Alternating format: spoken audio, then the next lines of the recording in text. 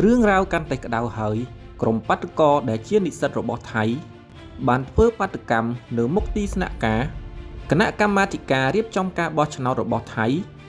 ទាមទារឲ្យរាប់សន្លឹកឆ្នោតឡើងវិញទូទាំងប្រទេសក្រុមនិស្សិតថៃជាច្រើនអ្នកបានលើកគ្នាទៅតវ៉ានៅមុខទីស្នាក់ការគណៈកម្មាធិការរៀបចំការបោះឆ្នោតក្នុងទីក្រុងបាងកកដើម្បីទាមទារឲ្យមានការរាប់សន្លឹកឆ្នោតទូទាំងប្រទេសឡើងវិញចំពេលដែលមានការចោទប្រកាន់អំពីការក្លែងបន្លំនិងទិញសន្លឹកឆ្នោតតាមការចុះផ្សាយរបស់សារព័ត៌មានខៅសុតនៅថ្ងៃពុធទី11ខែកុម្ភៈឆ្នាំ2026ក្រុមបាតុករបានទាមទារឲ្យមានការពន្យល់និងបញ្ជាក់ឲ្យបានច្បាស់អំពីករណីសង្ស័យជាច្រើនដូចជាការដាច់ភ្លើងពេលរាប់សន្លឹកឆ្នោតនៅមណ្ឌលខ្លះភាពមិនស៊ីគ្នារវាងលទ្ធផលដែលបានប្រកាសនិងចំនួនសន្លឹកឆ្នោតជាក់ស្ដែងការគូសញ្ញារាប់សន្លឹកឆ្នោតមិនច្បាស់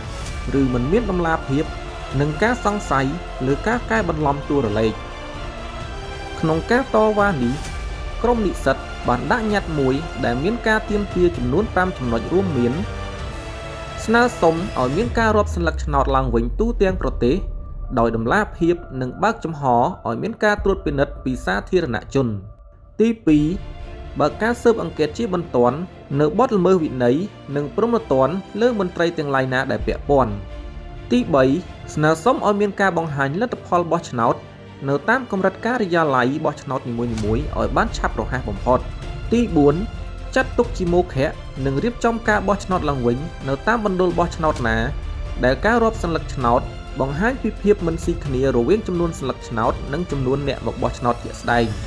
និងចំណុចទី5ស្នើសុំឲ្យមានការលាលែងតំណែងរបស់សមាជិកគណៈកម្មាធិការរៀបចំការបោះឆ្នោតរបស់ថៃចំនួន7រូបដើម្បីទទួលខុសត្រូវចំពោះភាពអសមត្ថភាពក្នុងការបំពេញការងារ